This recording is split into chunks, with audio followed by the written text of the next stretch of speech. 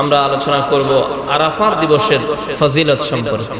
আজকে আরাফার দিবস সম্পর্কে কিছু কথা বলবো ইনশাআল্লাহ। জিলহজ মাসের 9 তারিখ সূর্য উদয়ের পর থেকে সূর্যাস্ত পর্যন্ত, সূর্য উঠা থেকে ডুবা পর্যন্ত এই সময়টা আরাফাতের ময়দানের সীমানা, চিহ্নিত সীমানার মধ্যে অবস্থান করবে হাজিরা। এই আরাফার ময়দানে অবস্থান করা হজের অন্যতম একটা নির্দেশ, আদেশ, রোকন, প্রধান একটা রোকন। আরাফার ময়দানে যদি কেউ যেতে না পারে তাহলে তার হজ হবে না। আরাফার ময়দানে সামান্য সময়ের জন্য হলেও ফজর থেকে শুরু করে একদম মাগরিবের আগ পর্যন্ত এক মুহূর্তের জন্য হলো সেখানে অবস্থান করতেই হবে। এই ছাড়া আরো কাজকর্ম আছে, কিন্তু কেউ যদি একেবারেই না করে, বিভিন্ন অজুহাত, অনেক বেশি ভিড়, যেতে পারি না, এসব কথা বলে হজ করে এলাকায় আইসা হাজি পরিচয় দেওয়া কিছুতেই সম্ভব না। হজের অন্যতম প্রধান রূপ আরাফার ময়দানে অবস্থান করা। এই দিনকে আরাফার দিন বলা হয়। এই দিনটি অত্যন্ত গুরুত্বপূর্ণ এবং মর্যাদাশালী দিন। আরাফার দিবসের মর্যাদা সম্পর্কে অনেক কথা এসেছে কোরআন এবং সুন্নাহ এবং হাদিস শরীফ। এই দিবসটি অনেক ফজিলতপূর্ণ দিবস, এর চেয়ে অধিক মর্যাদা দিবস আর হতেই পারে না। যে সকল কারণে এই দিবসটি এত মর্যাদাবান, এত সম্মানিত, এত সম্মানের উচ্চ শিখরে আরোহিত, তার কয়েকটি দিক আমরা এখন উল্লেখ করব ইনশাআল্লাহ। এই দিন ইসলাম ধর্মের পূর্ণতা লাভ করেছে। আরাফার দিনে তামাম ইসলামটা পরিপূর্ণ এবং পরিপূর্ণভাবে এই দিনটা ইসলামটাকে পরিপূর্ণতা দিয়েছেন এবং এই দিনে ইসলাম যে পরিপূর্ণ হয়েছে এই ঘোষণা এসেছে। এজন্য আরাফার দিবস খুবই গুরুত্বপূর্ণ। যেমন আল্লাহ তাআলা এই দিনে আরাফার দিবসে ইসলামটাকে পূর্ণতা দান করেছেন। হাদিস শরীফে এসেছে, তারিক ইবনে শিহাব থেকে বর্ণিত, এক ইহুদি লোক হযরত ওমর রাদিয়াল্লাহু তাআলা আনহুকে বলেছেন, ওমর, আপনাদের কিতাবে এমন একটা আয়াত নাজিল হয়েছে, যদি সেই আয়াতটা, সেই নির্দেশটা, সেই সুসংবাদটা আমাদের ধর্মগ্রন্থে অবতীর্ণ হতো, তাহলে আমরা এই দিনটাকে আমরা ঈদের দিনের মতো উদযাপন করতাম, ঈদের মতো আনন্দ উপভোগ করতাম। এমন একটা আয়াত আপনাদের কোরআনে আছে, যেই আয়াতটা আমাদের ইহুদি ধর্মগ্রন্থে নাজিল হইলে আমরা ইহুদিরা ওই আয়াত নাজিলের দিনটাকে ঈদের দিন ঘোষণা করতাম। তিনি বললেন, আয়াত সেটা কোনটা? ওমর রাদিয়াল্লাহু তাআলা তাকে বললেন, তুমি এই আয়াত সম্পর্কে কথা বলছো, আয়াত কোনটা? কোন আয়াত সম্পর্কে কথা বলছো? লোকটা বললেন, শোনো ওমর, আল্লাহ তাআলা কোরআনুল কারীমে বলেছেন, আল-ইয়াউমা আকমালতু লাকুম দীনাকুম ওয়া আতমামতু আলাইকুম নি'মাতি ওয়া রাদিতু লাকুমুল ইসলাম দীনা। জোরে জোরে বলেন সুবহানাল্লাহ। ওমর জিজ্ঞাসা করছে, ওই আয়াত কোনটা যেটা তোমাদের ধর্মে নাজিল হলে তোমরা ঈদের দিন হিসাবে নিতা? লোকটা বলছেন, আয়াত হচ্ছে আল ইয়াউমা আকমালতু লাকুম দীনাকুম। আল্লাহ তাআলা তার রাসূলকে বলেছেন, হে নবী, আজকে আপনাদের জন্য দিনটাকে আমি পরিপূর্ণ করে দিলাম, কামালিয়াতের দরজায় পৌঁছায় দিলাম। ওয়া আতমামতু আলাইকুম নি'মাতি, আমার অনুগ্রহ আজকে আপনাদের উপর সম্পূর্ণ করলাম। ওয়া রাদিতু লাকুমুল ইসলাম দীনা, এবং ইসলামকে আপনাদের জীবন বিধান হিসাবে আজকে আমি আল্লাহ মনোনীত করে সন্তুষ্ট হয়ে গেলাম। জোরে বলেন সুবহানাল্লাহ। সূরা মায়েদার এই আয়াতে আল্লাহ তাআলা আমাদেরকে জানিয়ে দিয়েছেন যে এই দিনে আমি আল্লাহ তাআলা আমার দ্বীন ইসলামকে কমপ্লিট করে দিলাম, যাবতীয় বিধান নাজিল শেষ, আমি আমার নিয়ামত পরিপূর্ণ করে দিলাম, ইসলামকে জীবন বিধান হিসাবে প্রদান করে আমি আল্লাহ সন্তুষ্টি গ্রহণ করলাম। বন্ধুরা আমার, ভাইয়েরা, ওমর যখন এই কথা শুনলেন তিনি বললেন, আমি অবশ্যই জানি কখন এই আয়াত নাজিল হয়েছে। রে ইহুদি, তুমি তো জানো না কখন এই আয়াত নাজিল হয়েছে, আমি ওমর জানি। যেদিন এই আয়াত নাজিল হয়েছিল রাসূলের আশেপাশে আমি ওমর অবস্থান করেছিলাম। এই আয়াতটা 2 ঈদের দিনে নাজিল হয়েছে। জোরে বলেন সুবহানাল্লাহ। সে বলছে এই আয়াতটা যদি আমাদের ধর্মগ্রন্থে নাজিল হতো, ওই দিনটাকে আমরা কিসের দিন নিতাম? ঈদের দিন নিতাম। ওমর বলে, শোনো, এই আয়াত যেদিন নাজিল হয়েছে আমি ওমর বিশ্বনবীর কাছাকাছি ছিলাম, যে আয়াতটা যেই দিন নাজিল হয়েছে ওই দিনটা 2 ঈদের দিন ছিল। সুবহানাল্লাহ। হ্যাঁ কইছে এক ঈদ, ওমর কয় 2 ঈদের দিন ছিল। কেমনে 2 ঈদ ছিল?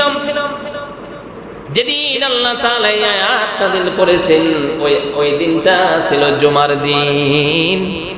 সবাই বলেন কিসের দিন? জুমার দিন কি ইসলামী শরীয়তে আনন্দের দিন, ঈদের দিন হিসাবে ঘোষণা করেছে? জোরে জোরে বলেন সুবহানাল্লাহ। আরেকটু হচ্ছে আরাফার দিন।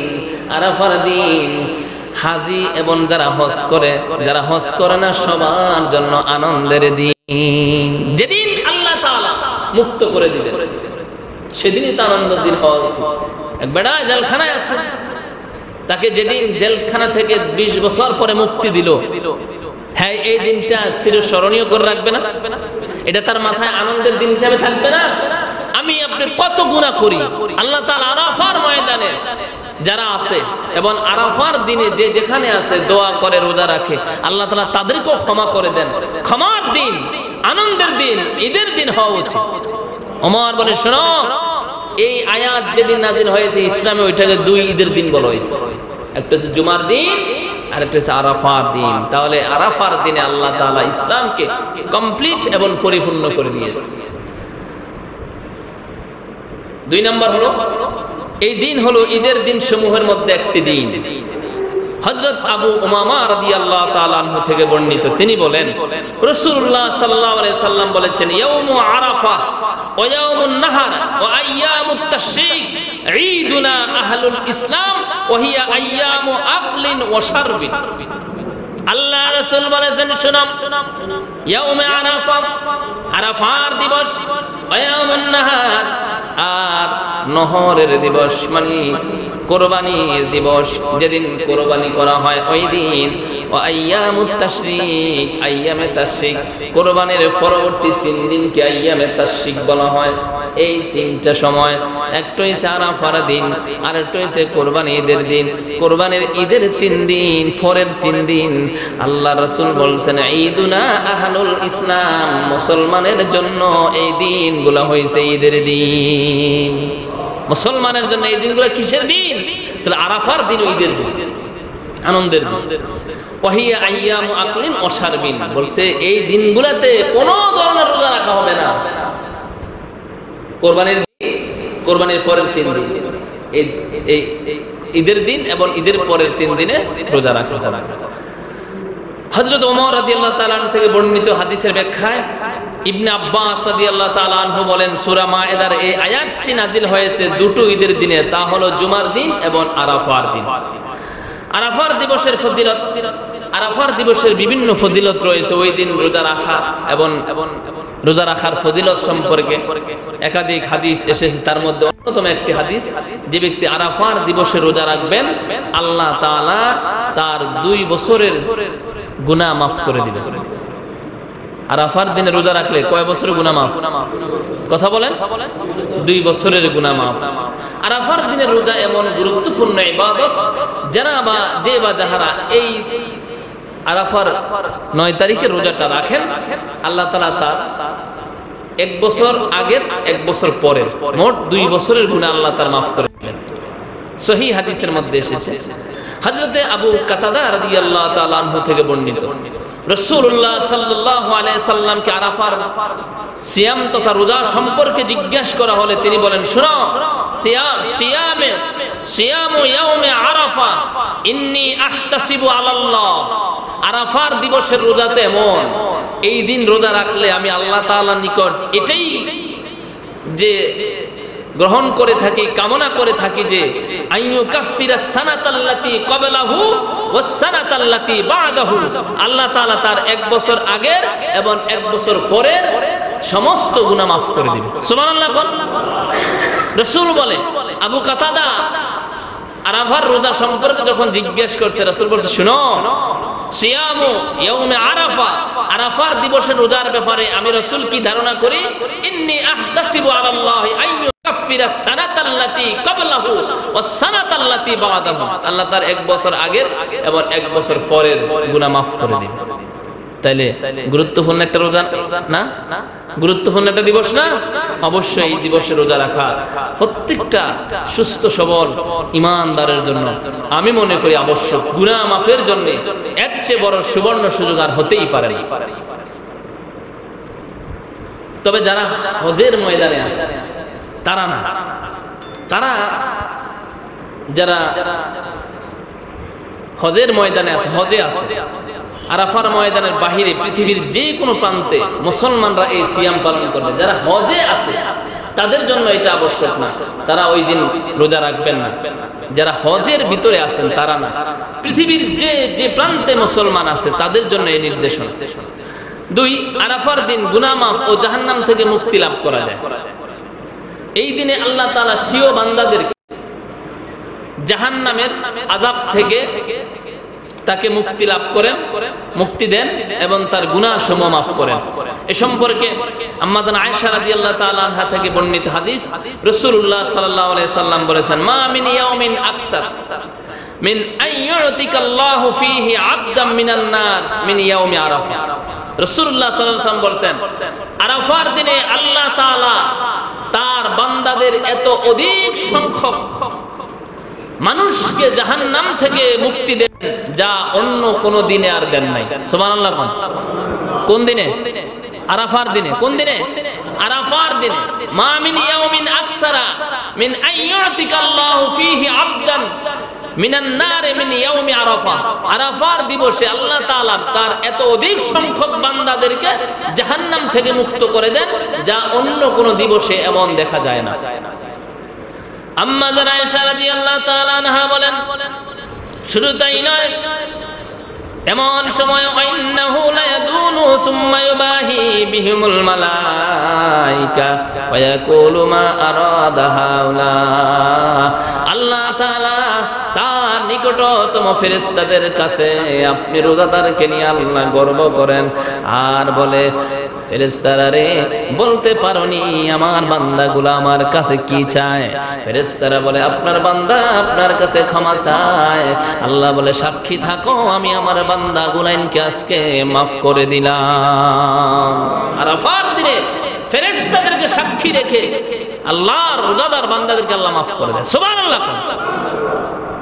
এবং হজের মধ্যে যারা আল্লাহর আহ্বান করতেছে আল্লাহ তাদেরকে মাফ করে দেন। এই জন্য কারো কম পুরা হজের পুরা কার্যক্রম যদি একদম ঠিকঠাক মতো হয়, নিয়ত সহি হয়, হালাল ইনকামের মাধ্যমে হজ এগুলো সহি হয়, ঠিকঠাক হয়, তাহলে আরাফার ময়দানে আল্লাহ তাআলা ফেরেশতাদের সামনে ফেরেশতাদেরকে সাক্ষী রেখে বলে, আজকে আরাফাতের ময়দানে যারা আছে সবগুলো আমি আল্লাহ মাফ করে দিলাম। এই জন্য রাসূলুল্লাহ হাদিসে বলছে, কেউ যদি মকবুল হজ পায়, কবুল হজ পায়, তাহলে সে এমন ভাবে আরাফার ময়দান থেকে বের হয় যেন তার মা এখন থাকে এই মুহূর্তে প্রসব করছে। এখন একটা সন্তান যদি জন্মগ্রহণ করে তার গুনাহ আছে না? কথা বলেন, গুনাহ নাই। ঠিক আরাফার ময়দান থেকে সাচ্চা একটা তওবা করে যদি আসতে পারে, তাহলে আল্লাহ তাআলা বলছে, সে রাসূল বলছে, সে যেন তার মার পেট থেকে এখন জন্মগ্রহণ করে এখন বের হলো, নিষ্পাপ যেরকম হাজিরাও এইভাবে নিষ্পাপ হয়ে বাইরে হয়। জোরে বলেন সুবহানাল্লাহ। শর্ত আছে, আপনার হজ কবুল হয়েছে কি হয় নাই? অনেকগুলা প্রমাণ আছে, অনেকগুলা সিমটমস আছে। একবার হজ করলে যদি দ্বিতীয়বার বারবার আপনার যেতে মন চায়, মনে করবেন মাওলার সাথে আপনার সাথে কানেকশন হয়ে গেছে, শুধু বারবার সেখানে যেতে মন চায়। 2 নাম্বার, হজ করার আগে যেই পাপিষ্ট এবং পাপাচারিতে লিপ্ত ছিল, হজ করার পরে যদি আর ওই গুনাহ না করে, বুঝতে হবে তার হজ কবুল হয়েছে। এরকম বহু অনেক হাজি আছে, হজ করার আগে যদি সিঙ্গেল গুনাহ করে, হজ করে এসে ডাবল গুনাহ করে। আছে না নাই? কি লজ্জা, কি শরম! কেমনে আবার হাজি উপাধি দেয়, হাজি পরিচয় দেয়? আগে খাইতো বাংলা মদ, এখন বিদেশি মদ খায়। আছে না নাই? আগে খাইতো করিম বিড়ি, এখন 555 K2 আরো হলনা দল এগুলা খায়। ওটা হাজি নয়, ওটা ফাজি। ঠিক কি না? আল্লাহ সব হাজি চায় না। আগে হজ করার আগে মোটামুটি ভালোই ছিল, হজ করে আইয়া এখন মানুষের আইল কাটে, আইল কাটিয়া এটারে আইল কত সুন্দর ছিল, 2 জন হাঁটা যায় তো আইলি দিয়া, 2 দিক থেকে কাটতে কাটতে কাটতে কাটতে এখন 2 জন তো দূরের কথা, আপনার ফাওটা পর্যন্ত ঠিক থাকে না। এই অবস্থা করে থইছে ক্ষেতের আইলগুলা। আছে না? যে সমস্ত মানুষ হজ করার পরে পাপাচার বৃদ্ধি করে দেয়, বুঝবেন আল্লাহ তাআলা তার লানত নিয়ে সে আরাফার ময়দান থেকে বাইরে। লানত প্রাপ্তরাই শুধুমাত্র আরাফার ময়দান থেকে বের হইয়া আবার পুনরায় গুনাহের মধ্যে লিপ্ত হয়। আল্লাহ তাআলা আমাদেরকে হেফাজত করুক, জোরে বলেন আমিন। বন্ধুরা আমার, ভাইরা, আরাফার ময়দানের আরেকটি ফজিলত হচ্ছে এরকম যে হযরত আবু হুরায়রা রাদিয়াল্লাহু তাআলা আনহু বলেন যে আরাফার ময়দানে যে আল্লাহ সবাইরে মাফ করে দেন হাজীদেরকে, তার আরেকটা প্রমাণ, আরেকটা হাদিস এরকম। হযরত আবু হুরায়রা রাদিয়াল্লাহু তাআলা আনহু থেকে বর্ণিত, তিনি বলেন রাসূল করিম সাল্লাল্লাহু আলাইহি সাল্লাম ইরশাদ করেছেন, ইদা কানা ইয়াউমু আরাফা, যখন আরাফার দিন হয়, হাজীরা যখন আরাফার ময়দানে উপস্থিত হন, ইন্নাল্লাহা ইউনাজ্জিলু ইলাস সামাঈদ দুনিয়া, তখন আসমানের প্রথম দরজায়, প্রথম আসমানে আল্লাহ তাআলা অবতীর্ণ করেন।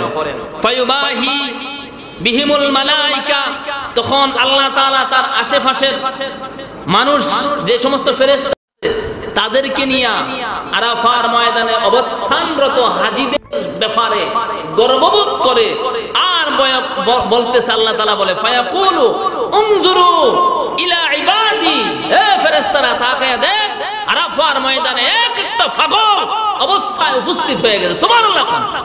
উনজুরু ইলা ইবাদি উতুনি শামসান গুবরান, তারা এমন অবস্থায় আসছে, এলোমেলো কেশ, দুলাবালি চেহারা নিয়ে আসছে, মনে হয় তারা পাগল। আমার পাগল বান্দাগুলাকে সাক্ষী থাক, আমি আল্লাহ মাফ করে দিলাম। শর্ত হচ্ছে হজের ইনকামটা, যেই টাকা দিয়ে হজে যাবে, ওটা পিওর হইতে হবে, নিয়ত থাকতে হবে আল্লাহ সন্তুষ্ট। তবেই আল্লাহ তাআলা যেই হাজীদের ক্ষমা করার কথা বলা হয়েছে, ওই ক্ষমাশীল হাজীদের অন্তর্ভুক্ত হওয়া যাবে। বন্ধুরা আমার, ভাইয়েরা, অধিক পরিমাণে জিকির এবং দোয়া করা। আল্লাহ রাসূল বলেছেন এই দিন বেশি বেশি দোয়া করবা, আরাফার দিন। আল্লাহ নবী বলেছেন খায়রুদ দুআই দুআউ ইয়াউমি আরাফা, আরাফার ময়দানের দোয়া, আরাফার দিবসের দোয়া সবচেয়ে উত্তম দোয়া। ওয়া খায়রু মা কুলতু আনা ওয়ান নাবিয়্যুনা মিন ক্বাবলি, এত উত্তম দোয়া রে, যেই দোয়াগুলো আমি রাসূল করি, আমার পূর্বে 1,24,000 পয়গম্বর করছে, ওই দোয়া করবা। আরাফার দিবসের দোয়া হইছে উত্তম দোয়া। আরাফার দিবসের দোয়া উত্তম দোয়া, এর চাইতে উত্তম দোয়া আর হতে পারে না। এবং এমন দোয়া করো যেই দোয়া আমি করি এবং আমার পূর্ববর্তী রাসূলরা করে। সেটা কি? আল্লাহ রাসূল বলছে, তোমরা বলো লা ইলাহা ইল্লাল্লাহু ওয়াহদাহু লা শারীকা লাহু লাহুল মুলকু ওয়া লাহুল হামদু ওয়া আলা কুল্লি শাইইন কাদির। জোরে জোরে বলেন সুবহানাল্লাহ। খুব সহজ একটা দোয়া। রাসূল দুইটা কথা বলছে হাদিসে, আরাফার দিবসের দোয়া সবচাইতে সর্বশ্রেষ্ঠ দোয়া, উত্তম দোয়া।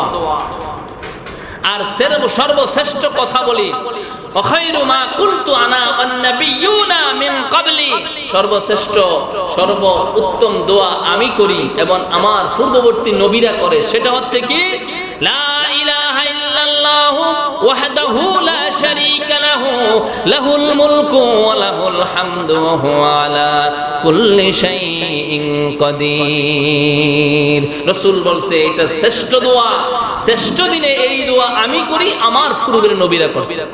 সুতরাং তোমরাও বেশি বেশি এই দোয়া করো, তাহলে আমরা ওই দিন বেশি বেশি ইস্তেগফার করব, আল্লাহ তাআলার কাছে ক্ষমা চাইবো ইনশাআল্লাহ।